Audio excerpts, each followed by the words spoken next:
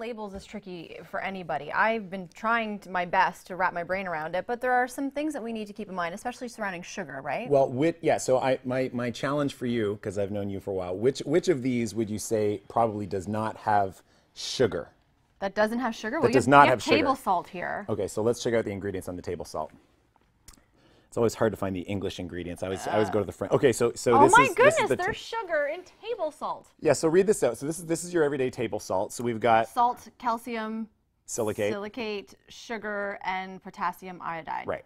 So most people have no clue that when they're having table salt that there's actually sugar added in that. Look at the packets at McDonald's, if you ever happen to go through McDonald's, and you'll see in there dextrose, which is a form of sugar as well. You know, so actually I would say salt itself, with all the minerals, isn't really the biggest problem for people, but processed salt, when you add sugar to it, it sure is. Okay, so Anything an else? alternative to this would be then what? Real sea salt. You know, Okay. real salt from the sea. You know, it's almost got the gray and black little crystals in there. Okay. You see something else that you probably figure would not have sugar? Would not have sugar. Well, okay, these are cranberries. Right. But they're sweetened, so I'm guessing there's probably sugar if they're sweetened, but When you look on there, so again, I was at the grocery store last night picking out a bunch of things. These are just mixed in with a bunch of other dried fruits. Some are sweetened, some aren't. So you have to look. So when you look on the back here, it says cranberries, sugar, sunflower oil, but at the same time, there's also apricots there and dried peaches that don't have added sugar. So, you know, the average, I think according to the New York City health promotions that they're doing now, the average person has 93 packets of sugar a day because of sugar being added here.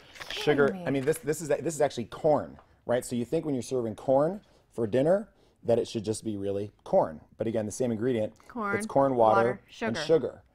You know, so this is how it builds up to 93 packets of sugar a day. And of course, what does that lead to? It leads to cancer, heart disease, diabetes. There's no disease there that isn't associated with added sugar consumption. So in the seminars, we really teach people how to identify, and salad dressing, here we go.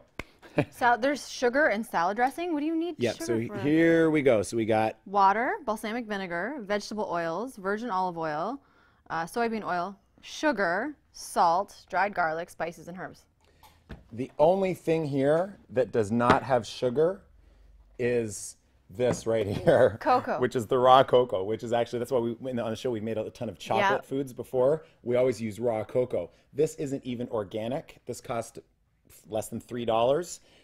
But again, what is it? It's cocoa, right? So it's pure cocoa, no sugar, sweeten it up with natural sources, and then you're not going to have all the problems associated with all the processed elements. But it really is amazing. It's actually hard to find something in the grocery store that doesn't have sugar now.